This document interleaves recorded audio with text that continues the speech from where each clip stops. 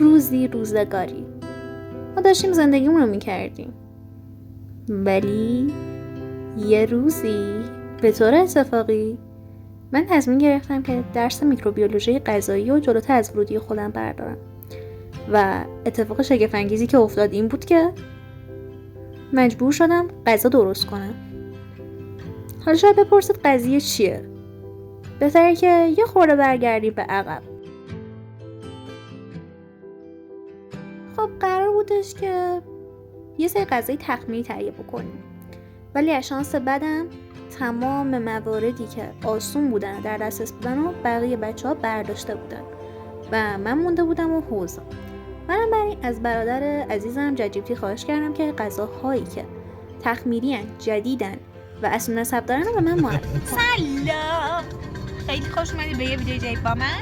همونجوری که از اینترو مشخص بود قرار راجع به غذای تخمیر صحبت کنیم. غذای تخمیر غذایی هستن که یه مقدار در رابطه با اینن که میکروارگانیسم یه سری کارهای خصوصیشون رو اونجا انجام میدن و باعث میشن که خیلی مقوی‌تر، خیلی ململانی‌تر باشن. بنابراین برای دستگاه گوارش ما بسیار مفیدن.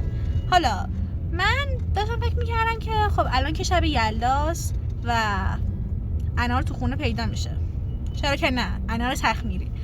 راستش تا حالا امتحان نکردم، ولی بریم که درستش کنیم.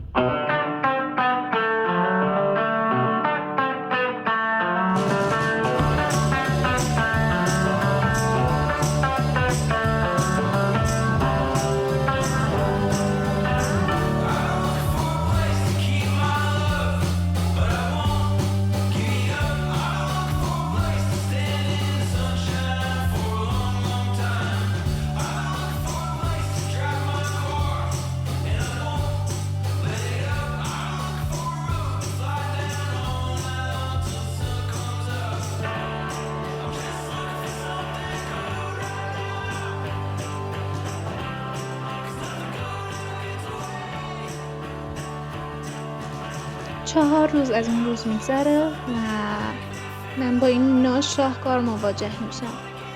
کپک زده و خراب شد پروژه، ولی من ناامید نمیشم و یه نقشه جدید دارم.